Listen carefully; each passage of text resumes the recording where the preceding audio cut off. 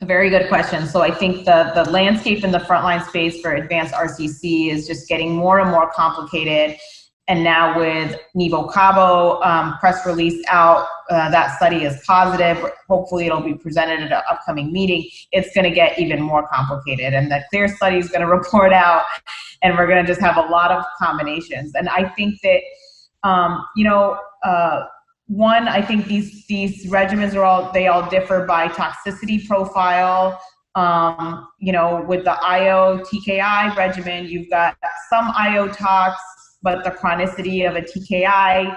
With the IO, you've got the immune-mediated AEs that can, largely tend to come on during the, first 4 to 6 months of treatment.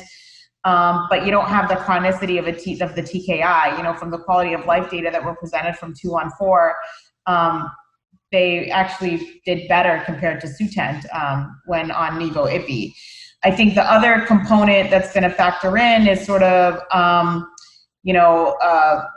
CR rates, durability of response. So those seem to be higher with the IO regimens, and the responses seem to be more durable with that regimen. The other thing to consider is what's the rate of primary PD.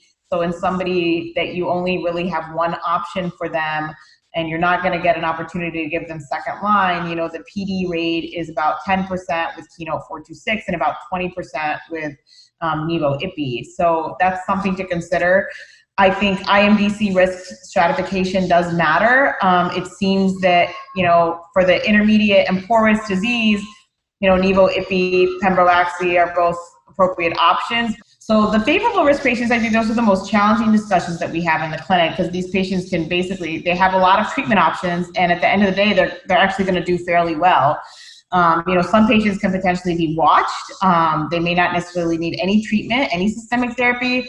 Some patients who have oligometastatic disease could be treated with either radiation or metastectomy. But for that individual that you really would like to start on treatment, I think the options that are available are pembrolizumab, and while there seems to kind of be single agent VEGF inhibition can also potentially be used for those patients. Just thinking about the long-term benefit, I tend to favor some sort of doublet for them. And it's not to say that nivo/ipi can't be used for favorable risk patients. We see a complete response rate of 11 to 12% in those favorable risk patients. So if you've got a young, healthy individual that is willing to undergo the risk of nivo/ipi, that could also be a potential option. The favorable risk patients are going to do well, so they're going to be on therapy for a long time. And just thinking again about chronicity of toxicity, you get a lot more of that with the TKI actually. So those are, I think, very lot of options for those individuals, and I think it's very much tailored to the individual.